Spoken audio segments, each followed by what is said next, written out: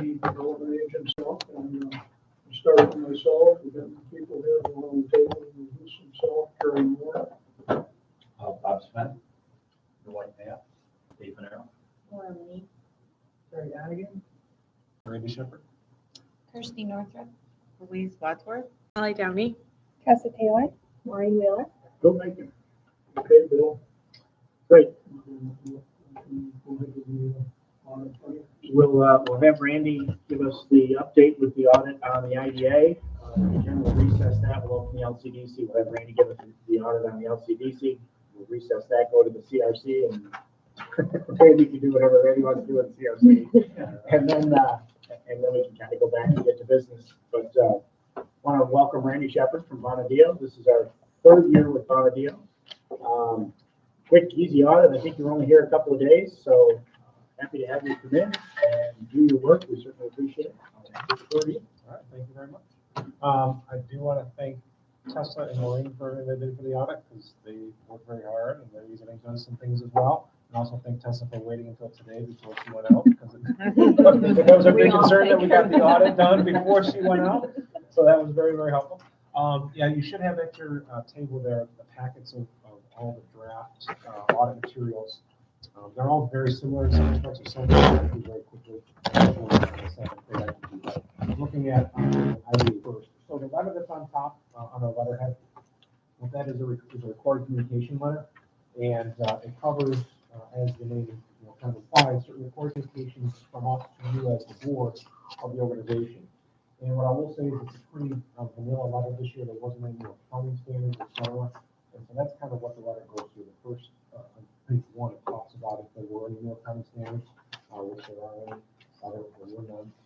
Talks about if there's any particularly sensitive estimates or disclosures that we want to talk about, and there are none of those in the IDA statements.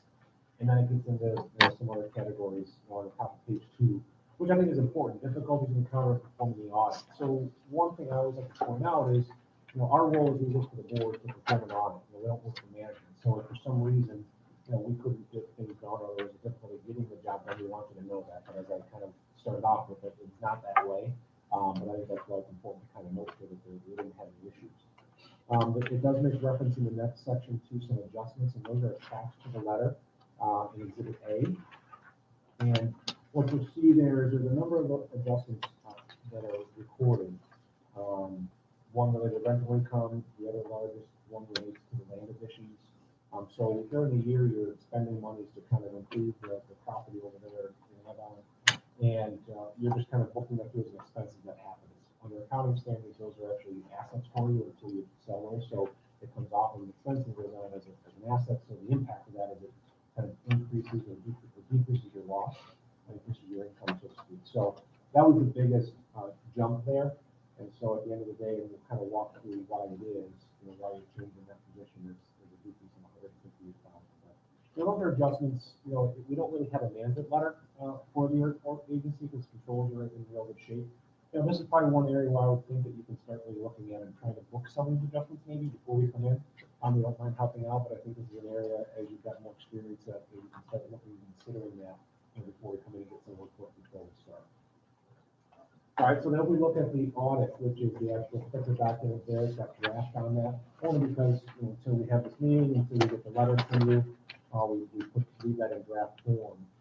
The opinion, which is right after the table of contents on the first numbered page, it takes 2 pages for us to say it, but it kind of walks through your responsibility for the audit, our responsibility for the audit, and ultimately it gives you what's called an unmodified or clean audit. That's what you're looking for. That's the most important component. And then it goes into a couple other sections called the management discussion and analysis, which is easy to read if you want to go back at some point and look through it. And we're going to kind of go past that on page 8. And if you have any questions at all, let me know. I'm kind of buzzing through it. I've got a busy day. On page 8 is your balance sheet, and kind of shows comparatively speaking year over year.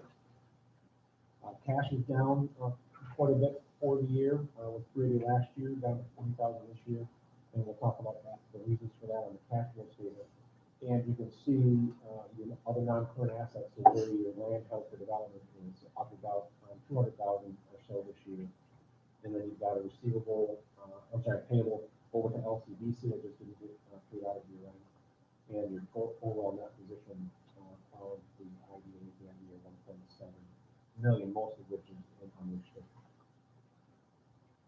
Looking on page 9, which is the income statement for the civil change in expenses, pretty, we have a drop in admin income for the year based on the projects in place, but certainly only 10 grand there in total. And the operating expenses themselves are pretty consistent year over year. The biggest jump was you pushed some more money over to LCDC, as you can see in that second line. And then on your non-operating income, really driven by what happens in the sale of property. So as depending on what happens and what kind of money you get for that property sale, you may have a gain or loss there. The past 2 years you've had a loss on disposal. And so those are the main reasons for the negative change in that position that we had. And so looking at cash flow on the next page, just to kind of tell you how your cash flow down substantially. A couple of reasons. You didn't have as much money coming in from program activities, so there was a decrease in cash flow from operating in that first category. And then the second piece of it, you've spent over $500,000 the past couple of years developing that property. Those monies is cash out the door. So overall, you had a decrease in cash of about $340,000 this year, around about $450,000 over the past couple of years. But that's all planned. And then the rest of the information that's here are the footnotes that gives you a little more detail about what's going on. Again, not nothing related to nothing new from last year. So with that being said, if there's any specific questions or anything else you'd like to focus on with respect to RDA, I'd be happy to do so. No, the investment's been made in the property over there. As everybody here knows, we are 95% done, with the exception of a little extension of sewer line. We're going to recover. The Piranha closing is scheduled for March 13th, which is next Friday. Actually, yesterday I heard it was moved back to the 12th, so we should see an influx of just over 400,000 for that. We're just going to turn that frown upside down next year. We'd hoped to have that done by year end, but obviously that didn't happen. We didn't have the approval until after.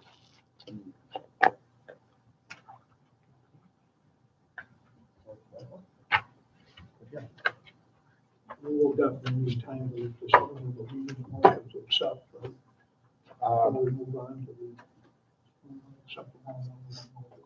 No, we definitely would need to do it under separate motions, but if you're ready to accept it, then certainly if you want to take a motion and go for a vote on that, that's fine. Or you can recess and listen to LCDC and do that. Doesn't matter.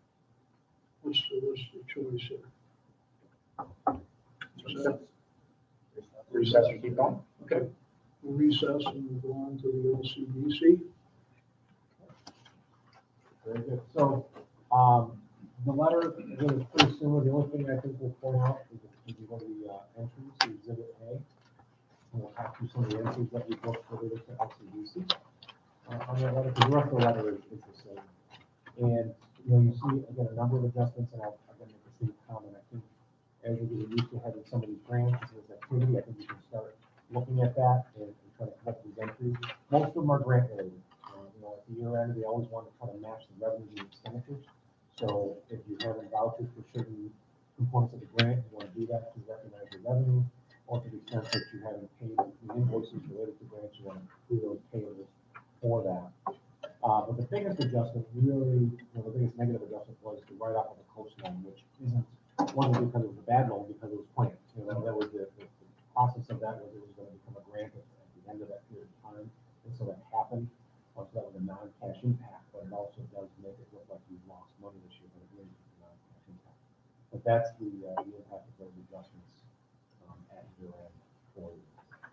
And so you can look at the details of that in the audit.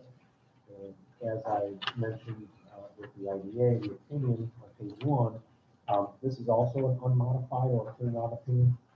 That's the highest level of assurance that we can give, so that's what we're looking to receive. Which is good. When you look at the MD&A, which begins on page 3, those got some nice summary and highlights there. Gives you a good idea of kind of the big things that happen year over year, which is nice. And that's what the rest of the document goes through. Gives some comparison information. But that comparison information is also presented on the primary statements, which we can go to if you look at that on page 7. Again, it's the balance sheet. And one of the things that as I was preparing for this morning that I think I want to just break out classification wise, it doesn't change the numbers. Within that grant receivable line number is the related party piece that's owed from the IDA. So I think I'd like to break that out separately on the balance sheet to show that. Sure. When I was looking at it, oh, where is it? So I want to just add a line there for, grant receivable related party, so it's a little more clear. But everything else is consistent. You can see the drop there in the current portion of loan receivable from 552 down to 293. There's a lot of things going on. You have the 240K forgiveness. We also received 300,000 in payments, but you issued 260 in loans. So a lot of kind of activity, but on a net basis, it did go down. And you can see the rest of it, they're pretty comparable year over year. Now, when you look at page 8, which is the revenues and expenses, and the same thing here, when I talk about kind of breaking out detail, within that grant income economic development line is the support from the IDA. And because we break out the Livingston County piece, I think I'd like to break out the IDA piece as well on that. So we'll just pull that out of there. So the totals don't change, in terms of total revenue, but you'll see the breakdown of that there. But grants overall went down substantially from last year. But at the same time, the expenses went down as well. So it's not like we've lost all the revenue we went to the bad spot. It meant that way because the grant expenses and grant revenues. And you had the gain income for Danville Brewing last year that was in there as revenue this year did not repeat. And again, you look down the line on expenses, the biggest change really is in the grant expense side of it because of the CDBG limits. And then your operating loss there of 135,000, which as Bill talked a couple times, like that looks bad. Help me understand that. It really is just because of that forgiveness. That forgiveness of the loan shows as an expense at $260,000. You can see that really is the reason why you went from 106 positive to 136 negative. So nothing to be concerned about there. It's really part of the operations. And then when you look at the cash flow on page 9, that's really where you can see that. And the cash flow from operating activities. Actually, this year was a positive. Last year, cash flow from operations was actually negative. From a cash flow perspective, it kind of looked quote unquote worse last year, but that's what you were planning to do. So overall, your cash, change is about 30 grand for the year, based on those pieces up above. Okay. And then when we look at the notes, I think probably the most important, thing for this board to kind of look at or pay attention to is on page 14. 14 and 15 is a lot of good information relative to the loans receivable. What is all the details of the loans? What are the terms? What are the balances? So, if you want to get a good quick snapshot, that's a good way to do that.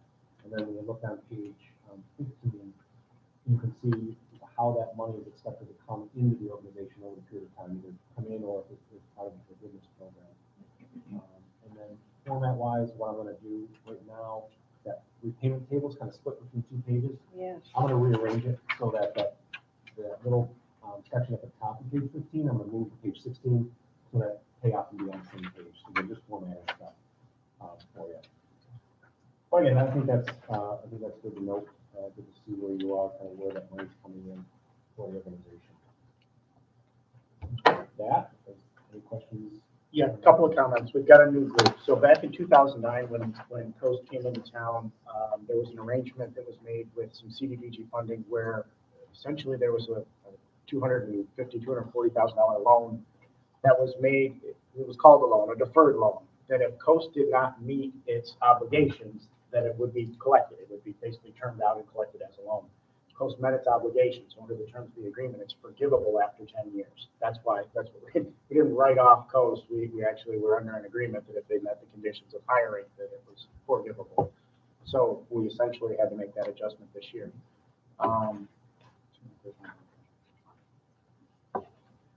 The gain income. Strangely enough, gain isn't part of our loan fund. So last year, when we closed on a loan, we pulled $50,000 in income. That's funding that we get to keep at the end of the day that wasn't ours in the beginning. So that's why it's being booked as income. We will have another $39,000 coming in this year. So you'll see it again in 2020. additional game loans in 19. I think that's it. Any questions on this? LCDC moves a lot of money. The grant, the swings and the grants, they never line up to the calendar year. I wish they did. This would look a whole lot cleaner so we know what's in, what's out, and how it could align, but it just doesn't do that. It crosses over the fiscal year every year, it seems. So, and the big drop in grants from last year to this year was a $506,000 grant that we had for Western New York Cheese. That was one big one that we continued the grant activity kind of in the same vein. We just have one big swing. That was a huge grant for us. We had probably half a dozen homes, according to $1 million. Yep, pretty close to that. Okay, we defer this and go on to the Kingston County Capital Resource Corporation. Any comments? The only comment I will make is, this has been a bane of my existence as Bill as well. I mean, when this first came up, when the Cody Budget Office requirements came into play, I reached out to them. I said, "Are you absolutely serious that they have to do an audit for a zero activity entity?" And they're like, "Yes, they do."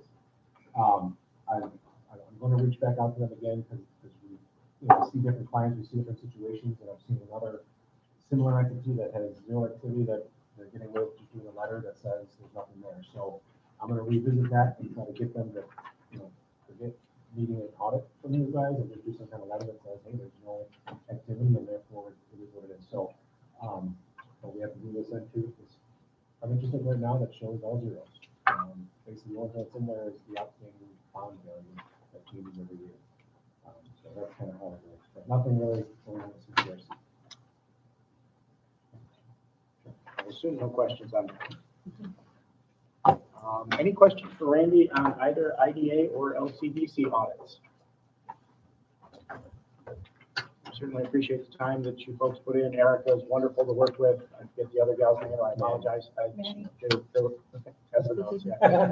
But they were absolutely wonderful. They went down and did their work. And they were just very courteous and whatever. So hoping the feeling for them was mutual. Yeah, that's why we want to make sure test is We definitely did. Great, thanks very much. All right, thank you. Excused. If you've got enough time to digest or any questions, I'll be happy to answer them. I know Terry wants to stay with us, so we wouldn't be. Yeah, I'll be right back. He's been here since the start of this. Record time Here, the answer this morning, how long do I have to stay? Talk about showing your hand, Terry. Well, he really has been here the longest of anybody. When it started. Okay. So I guess if you want to go back to IDA, we can take an approval on the audit so we can get it all put into Paris. We will be reviewing Paris for us at the end of the month. And then we will be hitting the submit button after we approve the Paris report on the 27th. I think. Okay, so we need a motion to accept the financial audit for the Kingston County Development Corporation. Second? Second. All in favor? Aye. Okay, then we'll go to the, you got anything on policy review? I do. I don't have any recommended changes, actually. We just have to readopt them. So you've got 4 policies here under those bullets. And we do break this out again, kind of forget once in a while that there's some new members. So the Audit and Finance Committee and the Governance Committee, some IDAs break them apart and they meet separately in separate rooms and they come back and do whatever. We do this as a committee of the whole. So everybody sits in the same room for both committees. I don't think we have a big enough group here to be able to separate it out. We just have 2 or 3 people in one meeting. But so we do this as a committee of the whole, which is fine. So compensation, reimbursement, attendance, investment deposit, procurement policy, and property disposition policy. A lot of this is governed under the county, simply because the IDA does not have any employees. So for all of these, compensation, reimbursement, attendance, those rates are all set by the county policy that we work under, that Maureen, Tessa, and myself work under, and we use, of course, as an employee of the LCDC, so that makes a little bit of a difference when we get to that. We don't have any changes to that this year. We just need to readopt it. So essentially, again, compensation, the rates are set. Investment and deposit policy, money laundering, we try and maintain safety and collateral with all of our deposits. We're required to actually. Protection of principal is paramount. Procurement, competitive bidding where necessary, when necessary, and the disposition, we have a procedure in place which we go through every time we dispose of property. Is the only assets we have for the idea. So looking to reaffirm these and with no recommended changes. I entertain that motion. So moved. Second. All in favor? Aye. Carried. Hopefully you all got one of these. And these are all in here when you became members. So Great read. Is it? I think I did give you those, but if you don't have them, I can. we can make another copy for you. And they're all on the website. Yeah. Yes.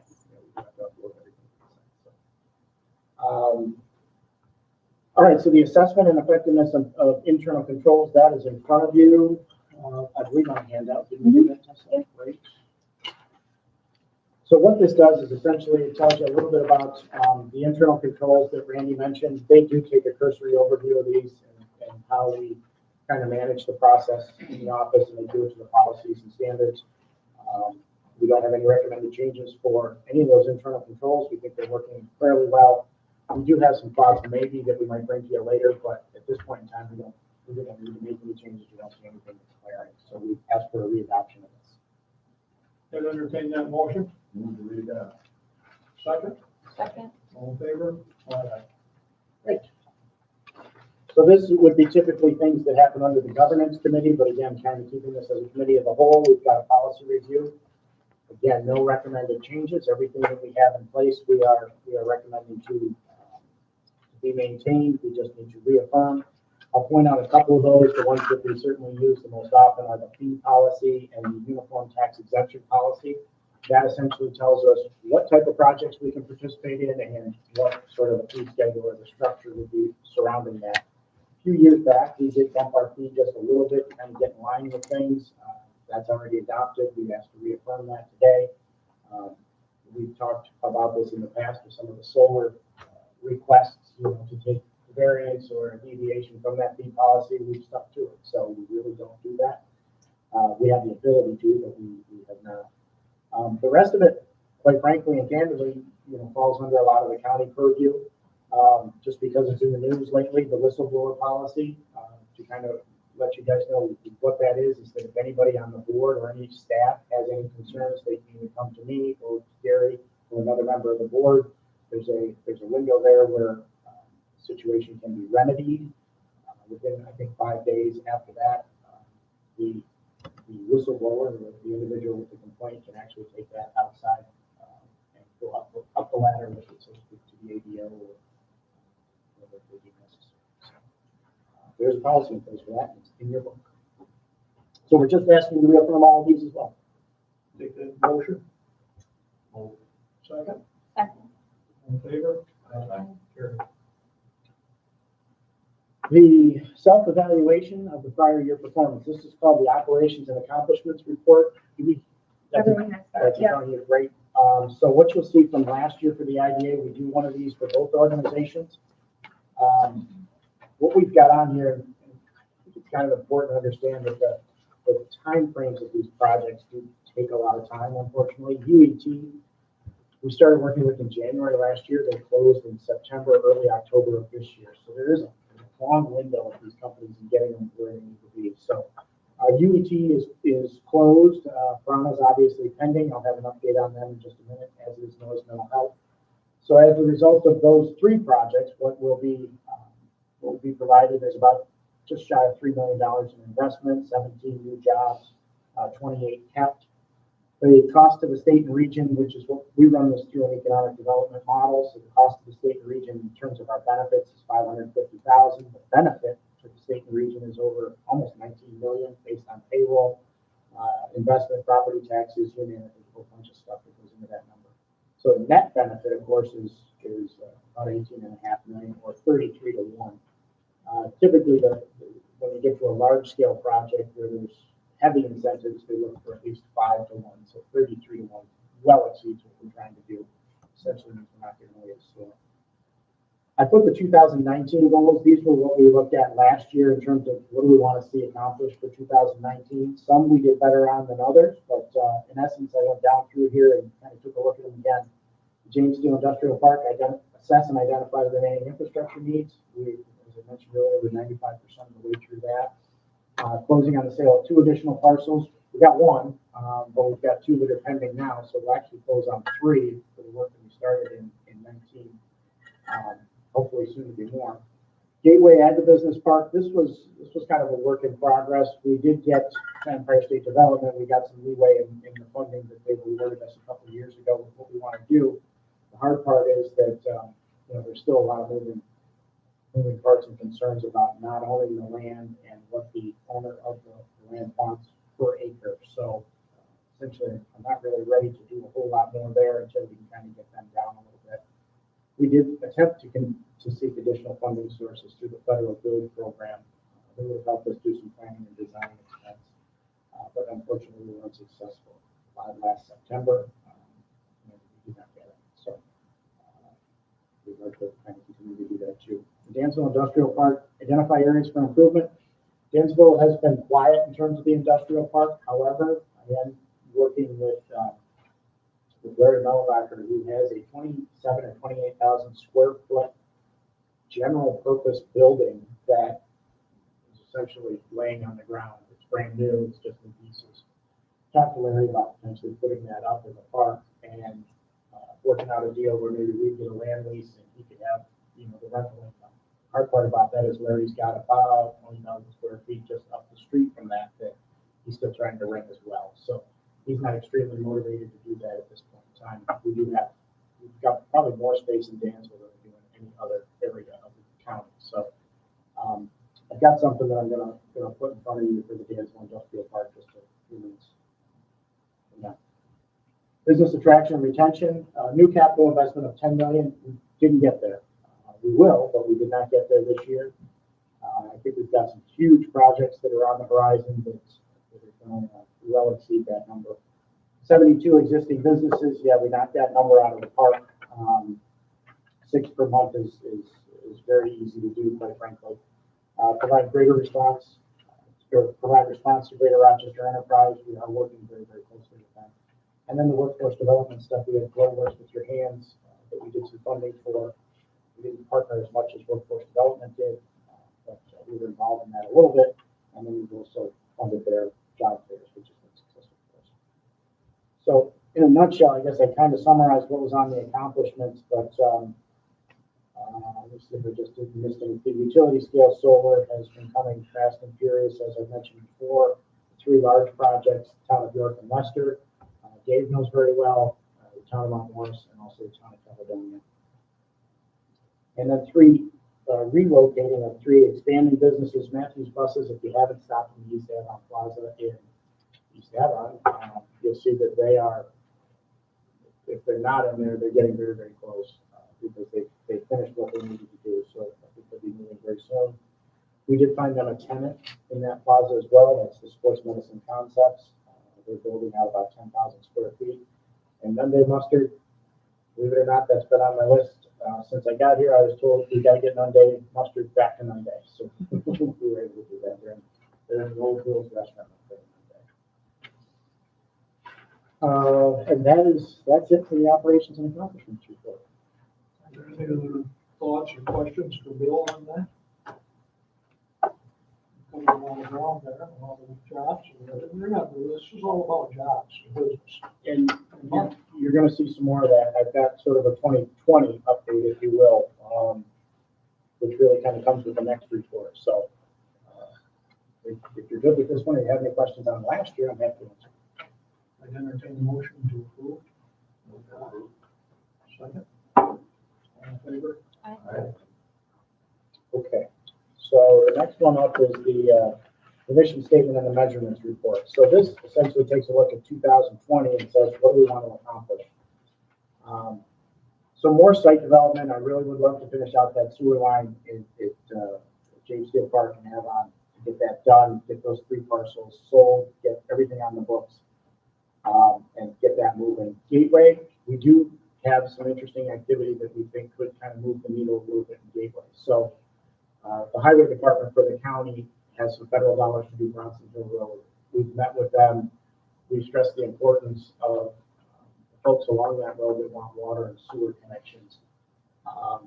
That would actually help us with a build out coming in from the Purdue end of Gateway and coming into the park. So there's a possibility that that water source, once it does come on Bronson Hill, would actually be able to get us to have something to hold on to at Gateway and bring that in. So was the money involved with the road, also involved with sewer and water? No, it was just involved with the road, but Water and Sewer Authority has had on their agenda for a while to get water, as is Livonia. Eric wants it up there, the folks on Bronson Hill want it up there, so we've got it on radar. And we're kind of hoping That part of that conversation we had a couple, 3 years ago, that the grain hub, that part of that. Mhm. What about that, when I talked, maybe it's not out yet, but, Yeah, it's, nutrient, Nutrien actually did not go in Gateway, no, they took space in Dansville at the LMC plant. Providence or Pinnacle Ag, I kind of heard them under both names, moved out of there, they found a turnkey building, they moved into there. So it did not materialize. But the grain elevator that's there right now, Purdue, with bulk development, Les and Matt Colon, right now, they don't have any water, they're operating off of the connection to Les as well, and they would like water. As would the residents from so, I Stone was Hill. gonna say the residents do. Well, that was always thought through the food, sewer and water is to connect with that. And you could run off to South Lyman. Yeah, go right up. In the big picture, Mhm. that map, did you get on the sewer and water authority? I know they got an opening there. What's the distance though from the Avon line? To To say Stone connect Hill or back, to yeah. Gateway, it's quite a ways. Yeah. The immediate loop would be to come up Stone, across Bronson, if you know where I am, Yeah. and down South Line.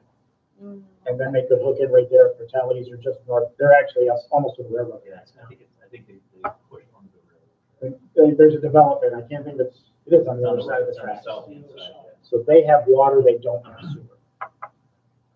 This would kind of feed that, And- basically Livonia at this point in time. I think the grander plan Jerry's mentioning would take it all the way up South Line, I'm sorry, all the way up Bronson to Bronson, 5 and 20. Okay. That's like- That is, Yeah, that's why I was asking about Forward. distance, like, oh this would be an immediate water and sewer authority need. Okay. So we're working through that with Michelle to kind of try and figure out how we can put that together. We also, we met with Sweeteners, I met with Sweeteners about a month ago. There could be some needs there in the very, very near future, which are going to involve more volume, both water and sewer. There are some changes that we can make on 15 that would probably satisfy the water needs, but not the sewer needs. So, kind of bringing that down through the park would obviously do a lot of benefit for everybody involved there. So we're looking at that as a good picture too. Back to the Dansville Industrial Park. I'm going to cover that in just a second. And the business attraction, just keep getting out there. The hard part is that when you get out there and you talk to people, you bring back stuff to do. So, everybody seems to have a need when you get in front of them. So that's a good thing. Just put a lot on the plate there. More opportunities for public-private partnerships and trying to make an impact for the businesses and residents of the communities that we serve. Continue to respond to GRE requests. As I mentioned earlier, we are still staying very close with GRE. And then the workforce development I left on there because it still is, it's number one inside Smart District. Tessa, can you open that PowerPoint in there? Well, what role, if any, are we playing in the broadband? You always jump. Yeah. I don't see it on here. You got that in 4 months ago.